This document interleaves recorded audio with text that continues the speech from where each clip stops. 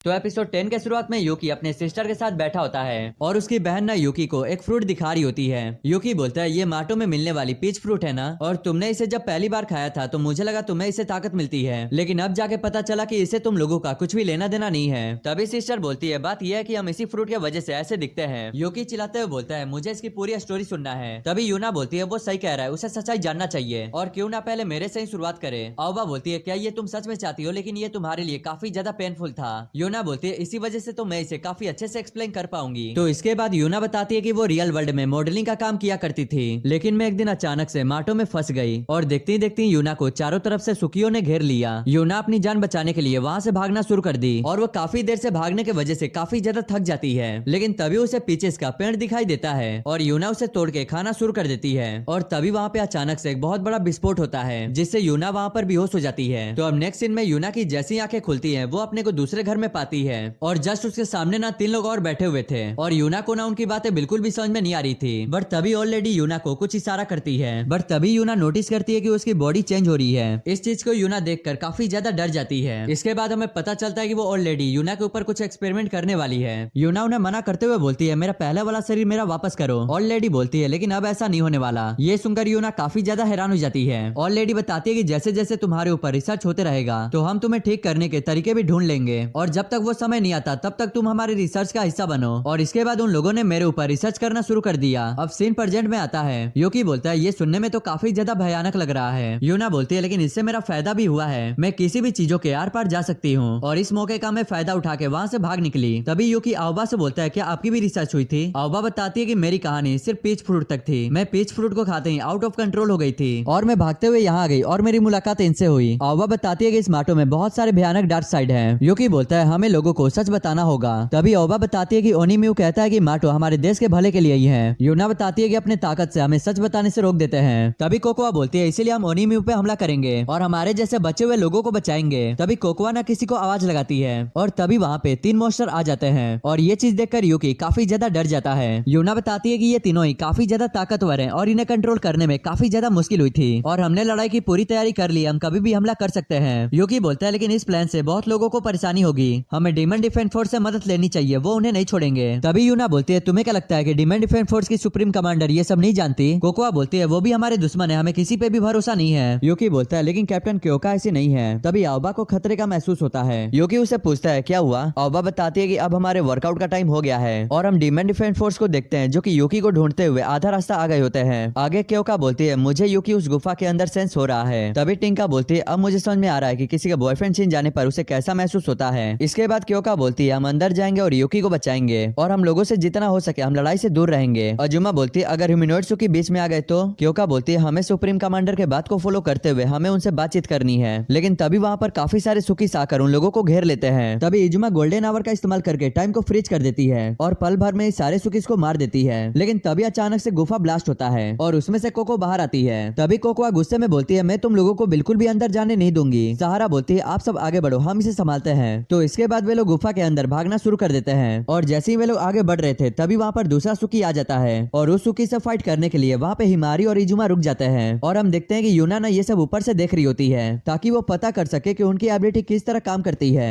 तो अब next scene में आओबा को दिखाया जाता है जो कि यूकी से कह रही होती है अब चाहे कुछ भी हो जाए तुम्हें यही रहना है, लेकिन टिंका के पास टेलीपोर्टेशन मैजिक की मदद से वे दोनों यूकी के पास पहुंच जाते हैं। आओबा बोलती है तो तुम दोनों आ ही गए। तभी टिंका ना आओबा के पीछे से आके यूकी को छुड़ा लेती है और इसके बाद वे दोनों यूकी को लेके वहाँ से चली जाते हैं और आओबा ना टेलीपोर्टेशन मैजिक को देख के काफी ज्यादा हैरान हो जाती है। अब इसके बाद हम देखते हैं कि वे तीनों एक सेफ जगह पर पहुंच जाते हैं। टिंका यूकी से पूछती है कहीं तुम्हें चोट वोट तो नहीं आई। यूकी बोलता है मैं बिल्कुल ठीक हूँ, लेकिन तुम लोगों ने मुझे ढूंढा कैसे। तभी क्योका बोलती है जब तक मैं तुम्हें रिवॉर्ड नहीं दे देती तब तक मैं यहाँ से हिल नहीं पाऊंगी। और ये बोलते हैं क्योका यूकी के फिंगर को लीक करने लग जाती है। यूकी अपने मन में बोलता है ये उसकी एबिलिटी की कीमत है और शायद इसी तरीके से उसने मुझे ढूंढ लिया होगा। और टिंका भी ना उन दोनों को घूरे जा रही होती है, लेकिन तभी अचानक से वो भी यूकी के फिंगर को लीक करने लग जाती है और ये चीज देख के ना यूकी वहाँ पे काफी ज्यादा हैरान हो जाता है। क्योका उससे पूछती है कि तुम ये क्या कर रही हो। टिंका बोलती है मैं उसे अकेले जिंदा रहने का इनाम दे रही हूँ। और भाई यूकी ये चीज देखकर काफी ज्यादा हैरान हो जाता है कि उसे एक साथ 2-2 रिवॉर्ड मिल रहा है। क्योका बोलती है हमें ये जल्दी से खत्म करके बाकी लोगों से मिलना होगा। और टिंका बोलती है इसके बाद हम लोग सभी साथ में बेस अपने लौट जाएंगे। लेकिन तभी आओबा उन्हें ढूंढते हुए उन लोगों के पास आ जाती है। टिंका और क्योका उसके साथ लड़ने के लिए तैयार हो जाती है, बट तभी यूकी ना उनको लड़ने से रोक देता है। यूकी उन दोनों को बताता है कि ये मेरी बड़ी बहन है। ये सुनकर वो दोनों ही हैरान हो जाती है। तभी आओबा चिल्लाते हुए बोलती है यूकी तुम बीच में मत पड़ो। यूकी बोलता है दीदी एक बार मेरी बात सुन लो।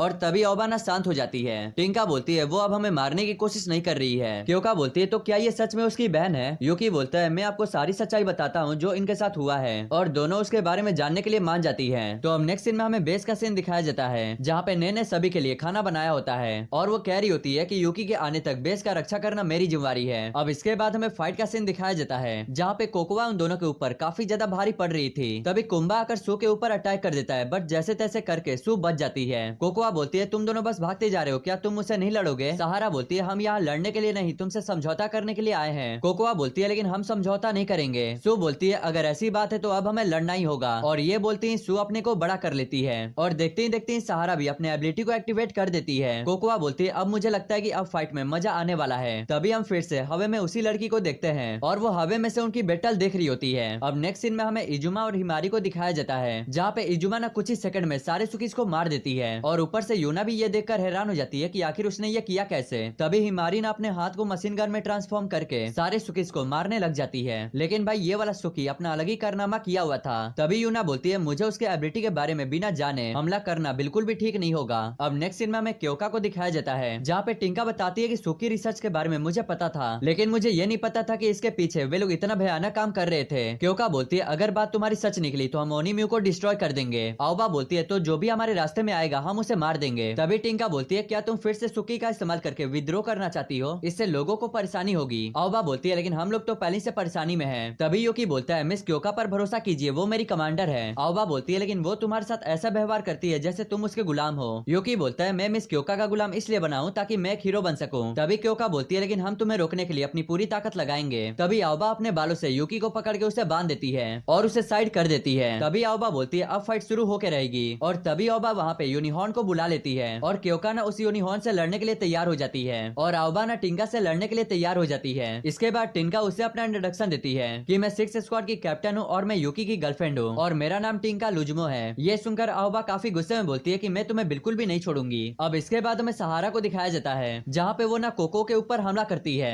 लेकिन तभी सहारा का हाथ उसके बॉडी से स्लिप हो जाता है। तभी कोको उसे एक लात मार के हवे में उड़ा देती है। तभी कुंबा आकर सहारा को हवे में खाने वाला था लेकिन तभी सू उसे पकड़ के जमीन में पटक देती है और सू अपने पैर से उसे कुचलने वाली होती है लेकिन तभी वो बच जाता है। तभी कोकोआ बताती है कि मैं और कुंबा स्लाइम है और ये चीज देखकर वो दोनों ही हैरान हो जाते हैं। अब इसके बाद हमें इजुमा को दिखाया जाता है जहाँ पे वो 5 सेकंड के लिए टाइम को रोक देती है और उस सुकी के पास जाकर अपने गन से फायरिंग कर देती है और सुकी के मर जाने के बाद यूना हिमारी के ऊपर अटैक कर देती है। तो अब नेक्स्ट सीन में हमें विलन का बेस दिखाया जाता है। तभी हम एक लड़की को देखते हैं जो कि नहा रही होती है। तभी ये लड़की उस लड़की से बोलती है कि तुमने जिसे ढूंढने के लिए कहा था वो डीमन डिफेंस फोर्स से लड़ रहे हैं और इस लड़की का नाम ना सिगोकू होता है और वो बोलती है तुमने काफी अच्छा काम किया। सिगोकू बोलती है अब मुझे लगता है कि हमें वहाँ पे जाने का टाइम हो गया है और इसी साथ यहीं पे ये वाला एपिसोड एंड हो जाता है।